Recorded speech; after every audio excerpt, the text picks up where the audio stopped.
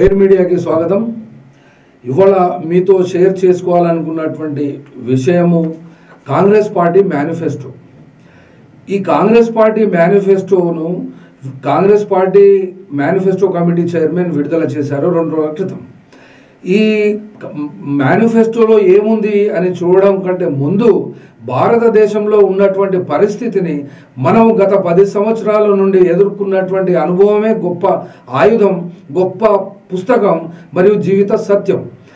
ఈ మేనిఫెస్టోను పూర్తిగా అర్థం చేసుకొని చదువుకొని దీనివల్ల మనకు ఇంత ఉపయోగం వస్తుంది, ఇది కాబట్టి చేరుతుంది అనేటువంటి విషయంలో 0.1% ప్రజలు, విద్యావంతులు, స్కాలర్స్ ఉన్నప్పటికీ సామాన్య జనానికి చేరువ కావాల్సిన అంశం ఏమున్నది అంటే ఈ ప్రభుత్వం మారాలి, ఈ నియంత మారాలి అనేటువంటి విధానమే తప్ప వచ్చేటువంటి ప్రభుత్వము ఏమిస్తుంది, ఏమి దాంట్లో లాభం జరుగుతుంది అనేటువంటి చూసేటువంటి స్థాయిలో కానీ, ఆ ఆలోచనలో కానీ, ఆ ఆలోచన పెట్టుకుని మనస్తత్వం కానీ భారతదేశ ప్రజానికానికి ఉన్నట్టుగా మాత్రం కనబడడం లేదు.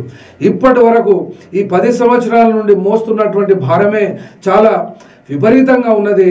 ఈ మోయలేనంతటి భారాన్ని కరువు కటకాలతో పాటుగా అధిక ధరలు, నిరుద్యోగము ప్లస్ ఇన్ఫ్లేషన్, ద్రవ్యోల్బణము, మత కల్లోలాలు, మాబ్ లించింగ్, భయం ప్లస్ రాజ్యాంగాన్ని మరియు రాజ్యాంగ మూల సూత్రాలను తుంగల తుక్కేసి యూనిటరీ ఫార్మ్ ఆఫ్ గవర్నమెంట్ను తీసుకురావాలి, ఈ రాజ్యాంగాన్ని రద్దు చేయాలి అనేటువంటి ఉద్దేశంతో కేంద్రంలో నడుస్తున్నటువంటి నరేంద్ర మోడీ షా యొక్క ప్రభుత్వాలు యొక్క పనితీరును గత 10 సంవత్సరాలు అంచనా వేసుకుంటే ఇది ప్రజాస్వామ్యానికి గుడ్డలు పెట్టుగానే మారింది. వీళ్ళు ప్రజాస్వామ్యాన్ని తీరని ద్రోహం చేస్తూ వీళ్ళు ప్రజాస్వామ్యాన్ని మార్చేసి నియంతృత్వాన్ని దేశంలో స్థాపించాలని చూస్తున్నారు ఈ నయా హంతగా హిట్లర్ ప్రభుత్వాది నేతలు. కాబట్టి ఇది ఎన్నికల సమయము. ప్రజలు వాళ్ళు తీవ్రమైనటువంటి అధిక ధరలతోటి విసుగు చెంది వేసారిపోయి మధ్య తరగతి వాళ్ళు కింది స్థాయికి వచ్చి కింది తరగతి వాళ్ళు పూర్తిగా పూరెస్ట్ ఆఫ్ ది పూర్ స్థాయికి దిగజారి వాళ్ళ యొక్క జీవనశైలి దుర్భరమైనటువంటి పరిస్థితుల్లో ఉన్నప్పటికీ కూడా ఓర్చుకున్న తనకు ఉన్నటువంటి స్వేచ్ఛను ఉపయోగించుకొని చిన్నపాటి మీటింగ్లు పెట్టుకుందామన్నా, చిన్నపాటి సభలు పెట్టుకుందామన్నా, లేకుంటే యూట్యూబ్ ఛానల్స్లో కానీ పత్రికల్లో కానీ చిన్నగా వాళ్ళ యొక్క వ్యాసాలు రాసిన మీటింగ్లు పెట్టుకున్న వాళ్ళ మీద క్రూరమైనటువంటి దమనకాండను ప్రయోగించి వాళ్ళనందరినీ జైళ్ళలో పెడితే ఇవాళ వాళ్ళ జైళ్ళలో కేవలం ఒకే ఒక చట్టం కింద, ఒకే ఒక ఉప అనేటువంటి చట్టం కింద 25,000 మంది జైలులో మొగుతున్నారు.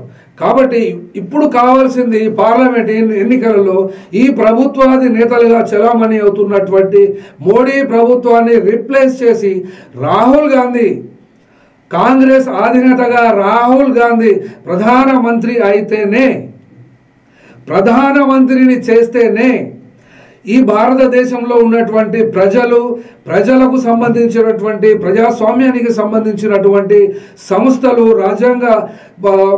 రాజ్యాంగము శాంక్షన్ చేసినటువంటి వ్యవస్థలన్నీ కూడా పునరుజ్జీవనం చెంది రూపాంతరం చెంది ప్రజలకు స్వేచ్ఛ, హక్కులు ఇవన్నీ వస్తాయని చెప్పి ఆశిస్తున్నట్టుగానే ప్రజలకు ఇవ్వవలసినటువంటి పరిపాలన, భయం లేని పరిపాలన కలిగిస్తామంటూ ఇవాళ 29 అంశాల మీద కాంగ్రెస్ పార్టీ తన మేనిఫెస్టోను విడుదల చేసినప్పటికీ కూడా ప్రజలకు కావాల్సింది మీరు ఫస్ట్ ప్రధానమంత్రి కండి.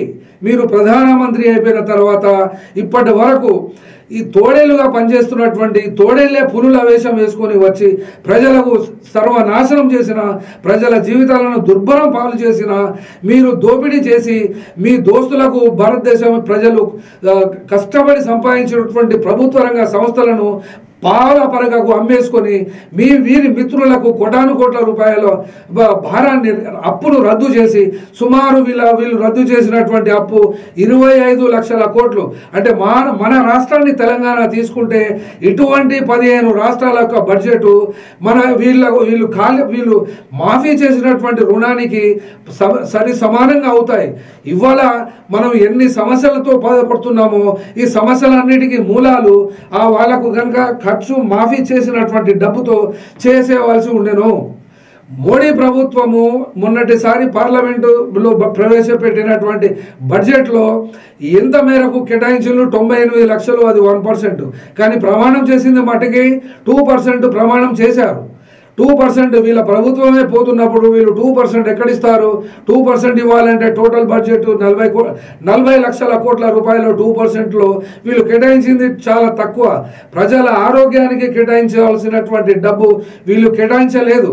కానీ ఇప్పుడు వచ్చేటువంటి కాంగ్రెస్ ప్రభుత్వం కానీ లేకుంటే రాహుల్ గాంధీ నాయకత్వంలో ఏర్పడ్డటువంటి ప్రత్యేకమైనటువంటి ప్రభుత్వము కానీ 2000 ఎలక్షన్ల తర్వాత వాళ్ళ మేనిఫెస్టోలో చెప్పిన రీతిగానే 4% నుండి 10% పెంచితే బాగుంటుందని చెప్పి కూడా మేము ఈ యొక్క సూచన చేయదలుచుకున్నాము.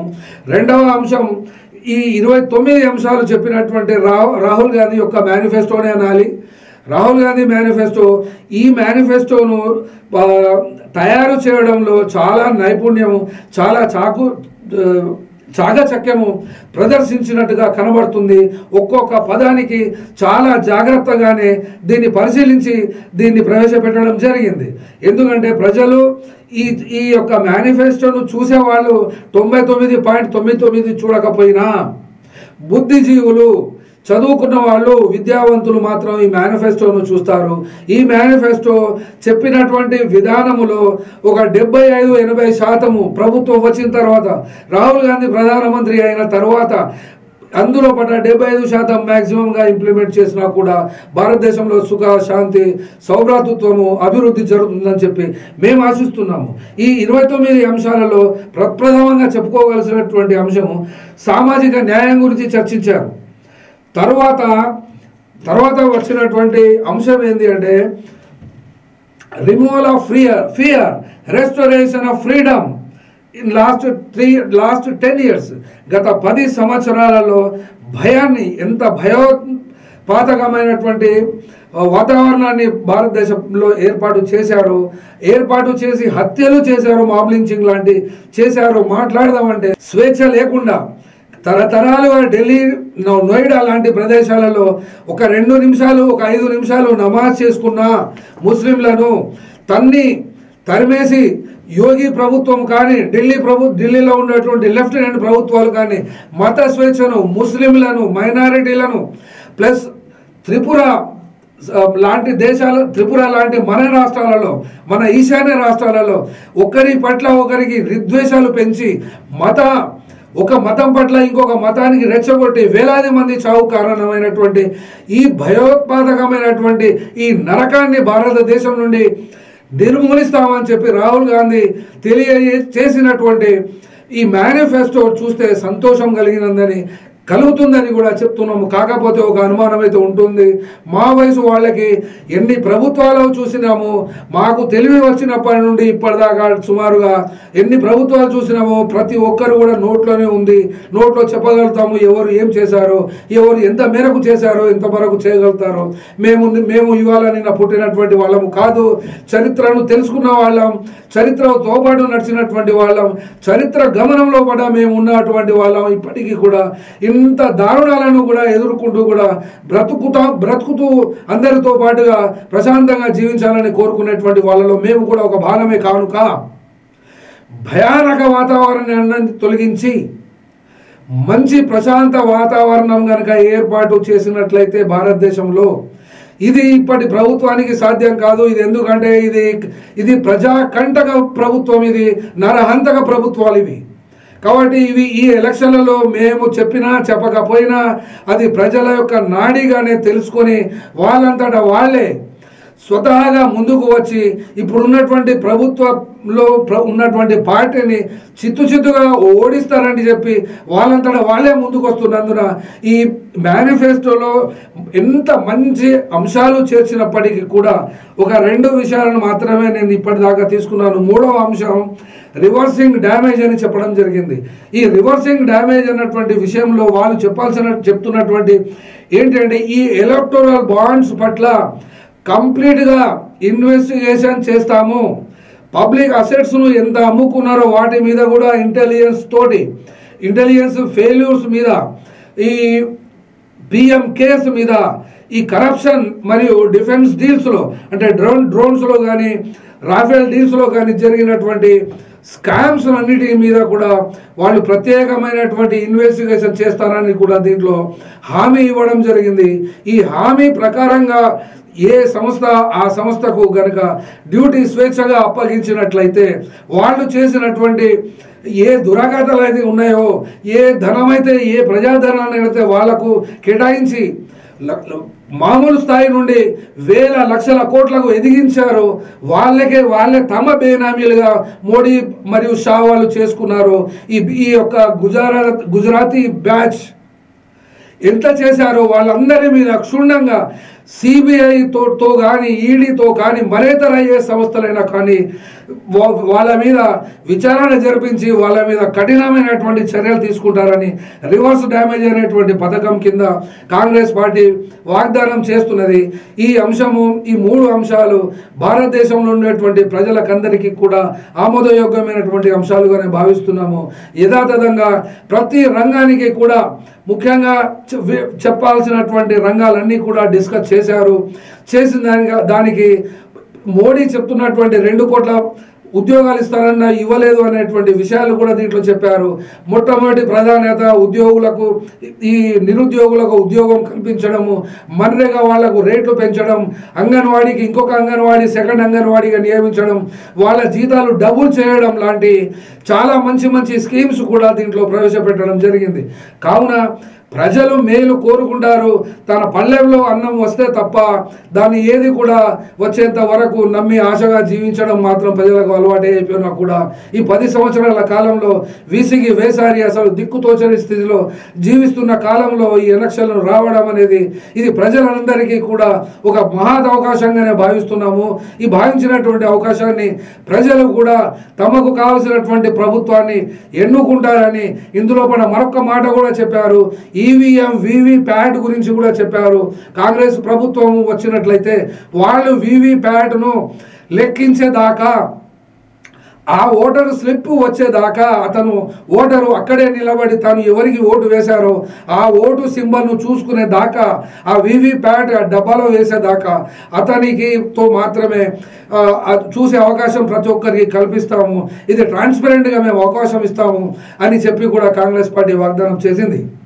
ఎందుకంటే ఈవీఎంల మీద ప్రజలందరికీ అనుమానాలు ఉన్నందున ఈవీఎంల వల్ల ఎక్కడ మన ఓట్లు, మేము వేసినటువంటి ఓట్లు అవి వేరే పార్టీకి ఎక్కడ పడతాయి అన్నటువంటి భయాందోళనకు గురైనటువంటి బుద్ధిజీవులు, సుప్రీంకోర్టు అడ్వకేట్స్ అందరూ కూడా ఢిల్లీ పరిసర ప్రాంతాల్లో కొన్ని నెలల తరబడి ధర్నాలు చేసినా కూడా ఈ ఈవీఎంలు రద్దు చేయాలని చెప్పినప్పటికీ కూడా ఇప్పుడున్నటువంటి ప్రభుత్వము దీన్ని రద్దు చేయలేదు సరికదా, ఆ ఈవీఎం తోటే చేస్తాము ఎలక్షన్లు అని చెప్తున్నారు.